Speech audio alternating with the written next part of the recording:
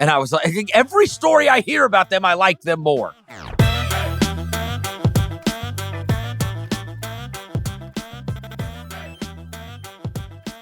It was in January that I saw this clip that was about how Chet Holmgren, I believe he's from Minnesota, was getting his jersey retired at his high school.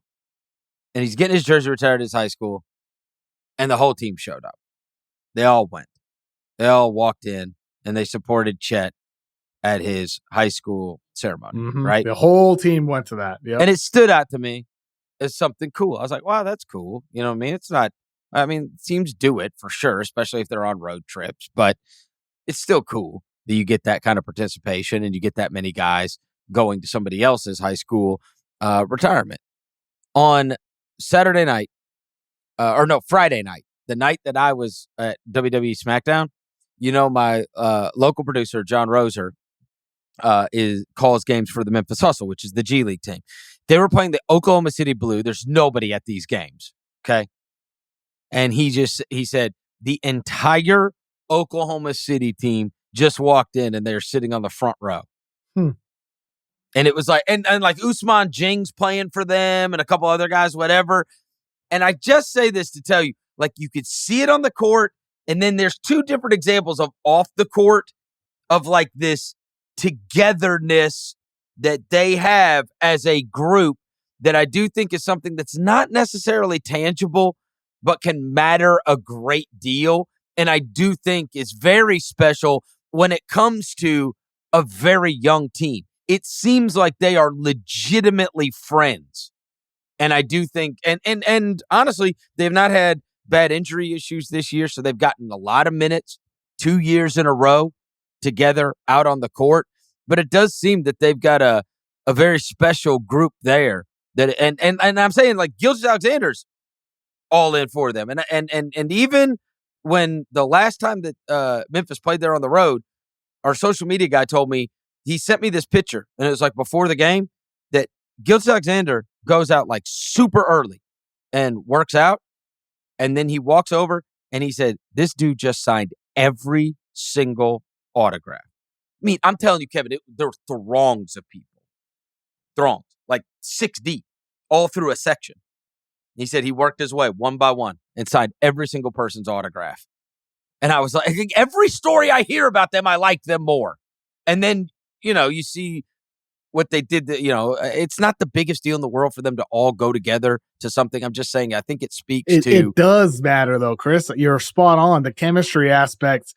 Look, that's one of the reasons why Sam Presti decided not to try to overpay for someone at the trade deadline, or why he decided not to go for Daniel Gafford or PJ Washington like Dallas got, because they wanted to ride it out with this team that has A+ chemistry to see what they have. And so, like, normally if a team was a 1 seed or in competition to be a 1 seed and they didn't make a big trade, I'd be ripping them for it. Like, how do you not go completely all in when you have an opportunity to try to win a championship? You need to go for it. You have all these future picks. You got to go for it. You got to try to overpay for like an Isaiah Stewart type from Detroit, somebody who's not available, a Jared Allen, overpay and go get that guy, right? But because the chemistry is so good, on top of the fact that the team is great as is, I understand why they would want to ride it out as is, to find out what they have with this current group, for this team to grow together as is. And maybe it turns out, if they make it all the way to the Western Conference Finals, that they decide to stick with pretty much the roster as is and just make little tweaks, because this team definitely has something to it. And I don't think they can beat the Nuggets. I think the Nuggets are too big. I think Jokic is unstoppable at this point. They don't have an answer for him. We've seen the issues they have against size like the Lakers. Maybe even in a 7-game series, Minnesota with their size could present issues. We'll see how the playoffs go for Oklahoma City. But they're not a team that doesn't have a chance to go all the way. Well, I if just things think fall right. I would just say 2 teams. If you want, I want to see them in the second round of the playoffs and not be one of these like 1 seeds that like, oh, it's just a year too early. There's their playoff scars. Like, they gotta make it to round 2 at least. Just stay away from Dallas or LA. Honestly, if you want to play Sac, if you want to play, I'm not saying they'll beat all these teams. What I am saying is Sac, Phoenix, Golden State. Who's the other one that's down there towards the play-in? That's Phoenix. Yeah. Well, no, Phoenix. There's 4 of them, right, that are down there towards right now. Right here bottom. are the standings as of Monday night. The games aren't over yet, so standings could change slightly. Right, Monday night.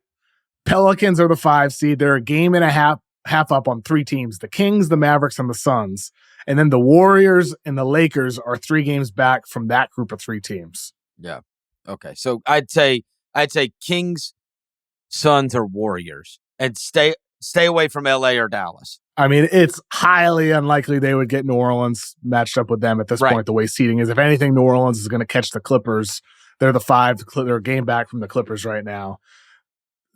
It's looking, most likely that it would be Kings, Mavericks, or Suns. Unless they're the 1 seed, then maybe it ends up the Warriors or Lakers. But honestly, I'd pick the Thunder in any of the series, I'd say. I think I'd pick OKC in any of them. I just don't want to. I would much rather. I think for also aesthetically pleasing, watching that team get up and down the court as well, and not have the size really hurt them. Those teams are not going to destroy you with size. The ones that I mentioned, right? Golden State's not doing that. Sacramento's not doing that. Phoenix isn't doing that. The other 2 teams can play pretty big and can also they've got the 2 guys that kind of like just control the pace of the game. And slow it down to a slog and could turn it into a 96-92 game. And that's not where you're best suited to play. But anyways, I think when you're looking for reasons beyond just the hardcore basketball reasons, they're obviously well coached. They've obviously got a superstar playing point guard who is a really good guy, and everybody. The only reason I told the story about him signing the autographs because everybody I know that's come in contact with him loves him, and so I do think that matters when that guy's at the top of the chart there, and also acts just like he's part of the team, rather than this massive superstar that he has become. And kids, the reaction to Gilgeous-Alexander was huge. Kids love him. Kids love SGA. Like little kids. He's like one of their guys. I think it's just, obviously he's fantastic, but he's also cool. Like they think he's cool. And so it was interesting to see that. And I was really impressed. Getting to see them as a team and unit. And then that off the court stuff impressed me as well.